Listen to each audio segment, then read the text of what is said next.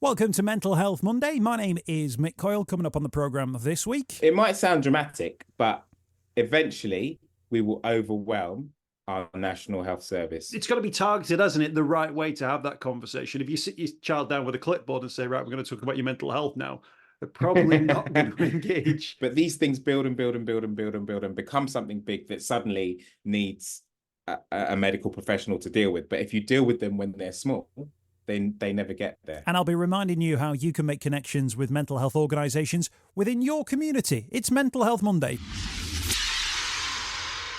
The home of the UK's conversation about mental health. Welcome to Mental Health Monday. Thank you for your time. As ever, it's a pleasure to have you with us for the podcast. Thank you as well for everyone who supported our sister podcast, Football Untold.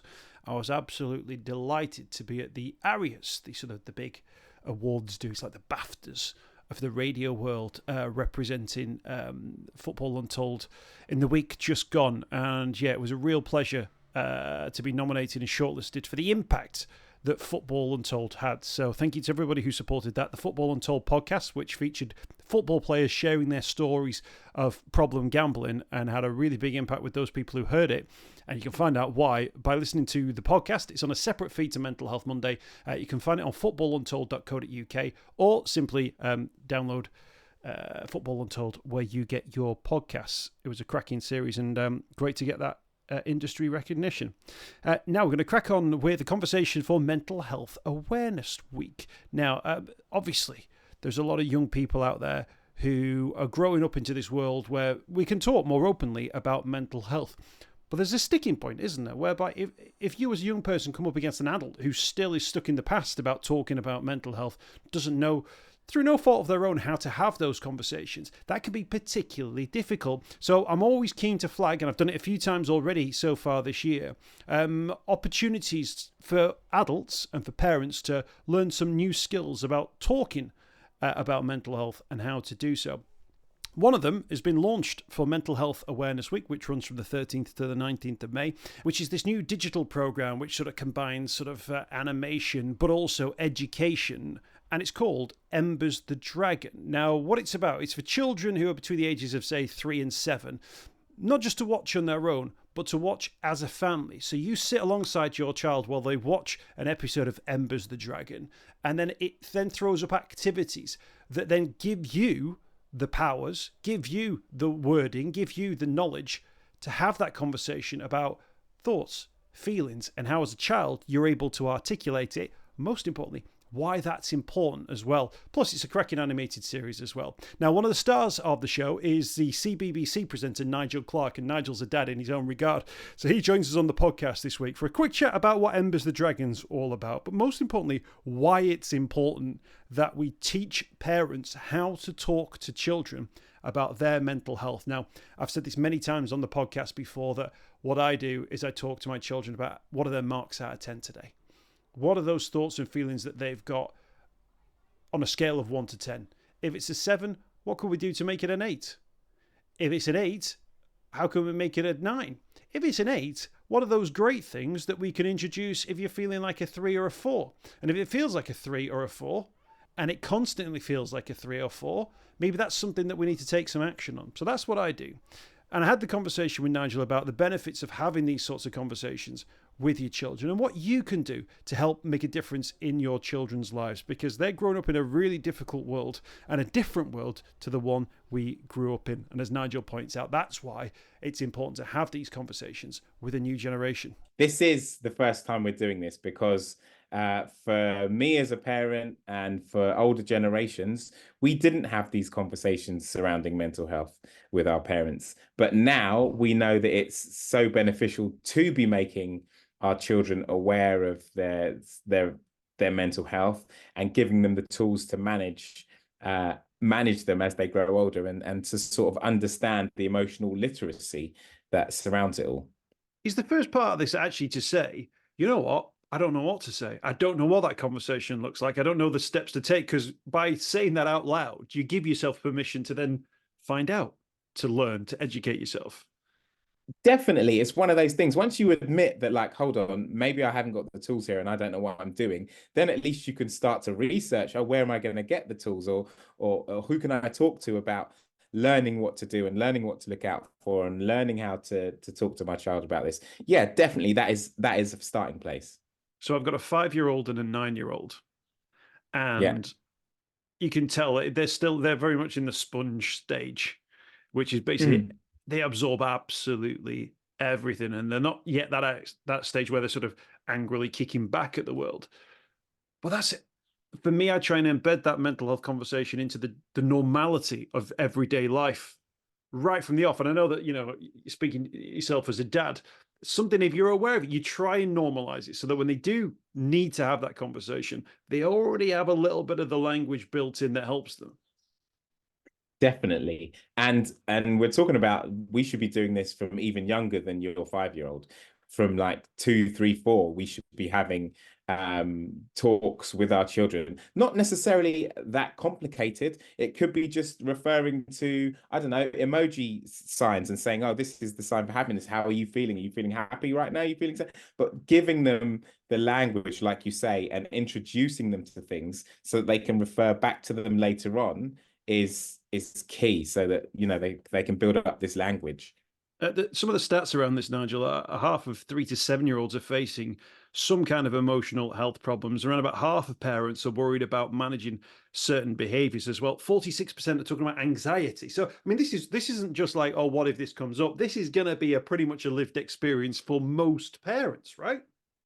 Yeah, it's happening now, and there are so many different factors that have sort of led to this, but one of the biggest, you'd have to say, would be the pandemic and COVID only 4 years ago, which we're not going to know how that's affecting us. But if we look at these numbers, we can definitely say, hey, these might be going up because of what's just happened, because so much of that time was spent at home, not interacting with people, worrying about things, not knowing the way the world was changing around us. So as parents, we were having things going on in our minds. So we've got to only assume that these things have been thought about by our children as well, or passed down to them. And I know that that's something that teachers are talking about now, that they just kind of think, well, maybe just this is what kids are like now, because they've had that experience and there was that time away. It wasn't just the time out of school, was it? It was the time not being able to go and see grandma. It was the time not being able to go and play in the park. It was all that stuff, which you kind of class as a parent, I think, is the nice things to do. But you kind of realize after the event, don't you, that all that stuff's crucial to them, almost understanding their place in the world, their environment, the places and things that are around them. Definitely. It's definitely going to have had an effect. And looking at it, we have to be as honest as we can and say, right, well, these things have happened, and now we need to pick up the pieces and be aware that we have to move forward in a way that is going to help our children. And the other point that you mentioned there about beforehand and previously, whether there were mental health problems then, I think it's always been this way. Doesn't matter whether we've had a pandemic, doesn't matter whether we've had a cost of living crisis or financial, over the past 100 years, our children, us even, I should say, we have had mental health things to deal with, issues to deal with. I just think we're talking about it more now and we're paying more attention to it now. Maybe before we were ignoring it and pushing it aside and sweeping it under the carpet. We're having this conversation, obviously, with the mental health banner. Do you use the phrase mental health when you're speaking to young people? You mentioned their thoughts, feelings, emojis. Emojis is, it's got to be targeted, hasn't it? The right way to have that conversation. If you sit your child down with a clipboard and say, right, we're going to talk about your mental health now, they're probably not going to engage with it. That might be something CBBC could do maybe as a spin-off show. Yeah, it's always got to be age appropriate, which is why Embers the Dragon has kind of been developed, because the way it's pitched, it's not, oh, we're going to talk to you about mental health. It's just, we're going to talk to you about this, about feeling happy one day, or we're going to talk to you about what it might feel like when you feel a bit lonely, or whatever it is. It's brought to the children at a level that they understand and at a level that they can engage with and then talk about with their parents, with their teachers, with their grandparents, with their nieces and with their cousins, with their uncles and aunties, whoever it is. How important is it that it's not just a and I know that parents do this. They stick them in front of an iPad and they go, "Oh, look, there you go, Embers the Dragon. Watch that." Then that's that taken care of. You've hinted at something else there, that there's got to be a follow up to that. There's got to be almost a watching it together, understanding it together, and maybe then talking about what that episode did, how it made them feel. That's the homework you've got to do around this, right? Yeah, I mean, me working in children's entertainment, I think this should be the way that we as parents should be with everything, but specifically with everything surrounding TV and our kids watching YouTube or whatever they're watching. I think we should always be engaged with it and talking to our children about it. But this Embers the Dragon in particular has been designed so that there are support materials given to parents that they can then talk to their children about the episode that they've watched. There's a whole integration that happens and a whole parenting course that happens alongside your children watching the programs, which feed into each other and hopefully get the right conversations start happening and get us interacting with our children in the right way for it to be what it is an early intervention to identify things before they happen. And with that said, with us identifying things before they happen, it means it's not aimed just at people that might be having mental health problems. It's aimed at everyone. It's aimed at anyone because it gives you that language, that emotional literacy that hopefully means we'll see things in anyone and we'll be able to help each other. You're Mr. Koala in Embers the Dragon. Great role. Now, let me tell you this. Let me ask you this, though.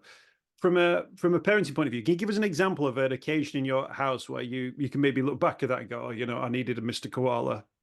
I needed Mr. Koala then. I needed an Embers the Dragon session then. Things that maybe spring out as like, when emotions were high and you maybe felt you maybe weren't fully equipped to deal with it. Yeah, I mean, more than before. I'm going through it now. So I've got a toddler who's coming up on 2 years old, and he is, let's say, not as vocal because he's got lots of people around. He just points at things and does things. So his meltdown, he's right at meltdown phase where if he can't explain something to me, he'll have a meltdown. So being aware of that and talking to him about it, even though he's not talking back to me about it, is really important. And I have to learn how to navigate that and be working in this sort of sector in the early years.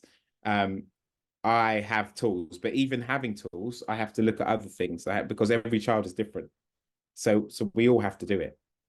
Obviously, working where you do in the job that you've got as well, you'll understand as well that what you put your child in front of is really important. I think sometimes parents, and I've seen it happen, you go into a cafe and sort of parent hands out the iPads and it's just like, oh, they just do their thing.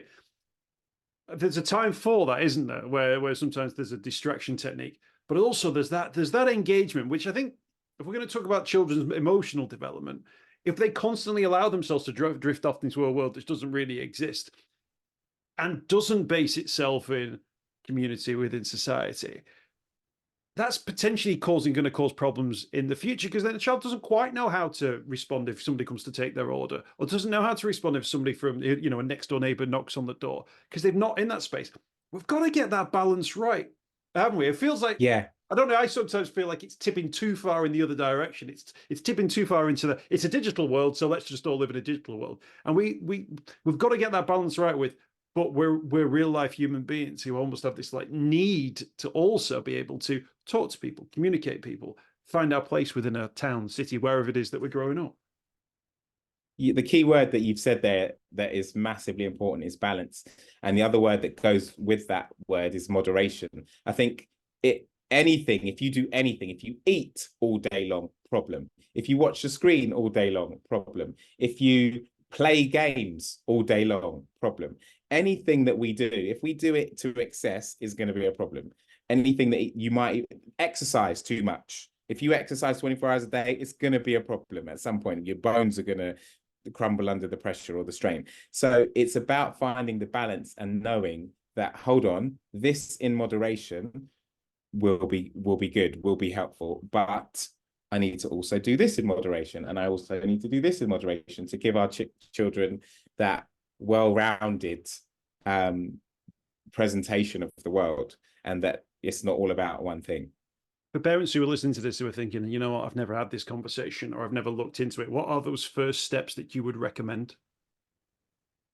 I would recommend massively, and it's not just because I'm working on it, taking a look at Embers the Dragon, because it's a very nice introduction to it, and it's not too highbrow medical, or it's very simple, and anyone can kind of have a nice introduction to it and not feel out of their depth, or like this is a bit complicated, or I'm not going to know how to do this. It's a real, and coupling that with the fact that you've got materials to use makes it really ideal for this kind of thing.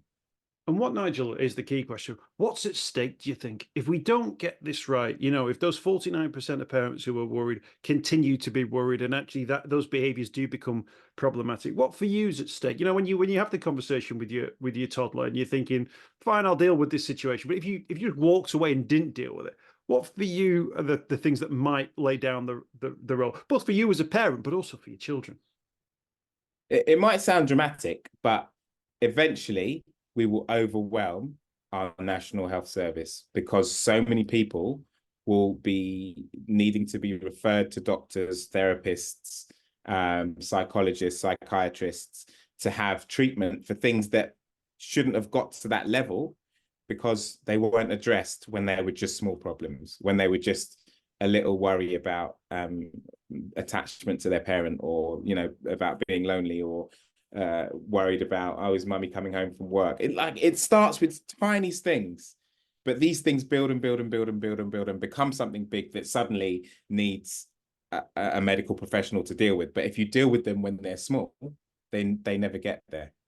So it sounds dramatic, but yeah, that if we don't start addressing it now, that's what we're looking at. We're looking at overwhelming our National Health Service and it becoming a crisis.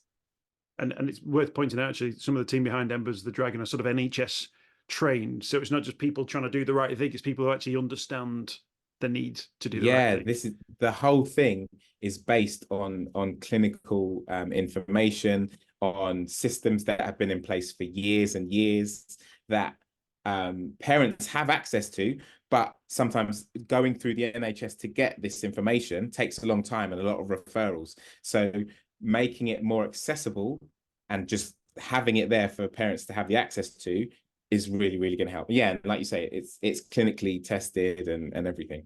Brilliant. Nigel, thank you so much for your time. Really appreciate you joining us. And I'm sure many people will take your advice as well. We'll put links to Embers the Dragon as well in the podcast notes so people can check that out too. And thanks for joining us on the conversation.